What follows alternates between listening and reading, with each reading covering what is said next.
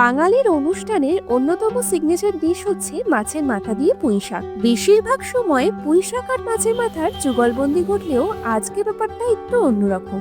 কারণ আজকে বানিয়েছিলাম চিংড়ি মাছ দিয়ে পুঁই শাক, যার স্বাদে কিন্তু কোনো অংশে ওই সিগনেচার পুঁই শাকের পদটির থেকে কম নয়। এর জন্য প্রথমেই কড়াইতে সর্ষের তেল দিয়ে চিংড়ি মাছগুলোকে একটু নুন আর হলুদ দিয়ে লাল লাল করে ভেজে নিয়েছি। ভাজা চিংড়িগুলোকে তুলে কড়াইতে আবারও একটু তেল অ্যাড করে ডুমো করে কেটে রাখা আলুগুলো দিয়ে দিয়েছি। আলুটা হালকা ভাজা হয়ে গেলে ডুমো করে কাটা কুমড়োগুলো অ্যাড করে দিয়েছি। সবজিগুলো হালকা ভেজে এর মাঝে একটুখানি স্পেস তৈরি করে অল্প 5 ফোড়ন, 2টো শুকনো লঙ্কা আর একটু তেজপাতা দিয়ে ফোড়নটা হালকা ভেজে নিয়েছি। ফোড়নটা সবজির সাথে মিশিয়ে মশলা হিসাবে অ্যাড করেছি হলুদ গুঁড়ো, লঙ্কা গুঁড়ো আর জিরে গুঁড়ো।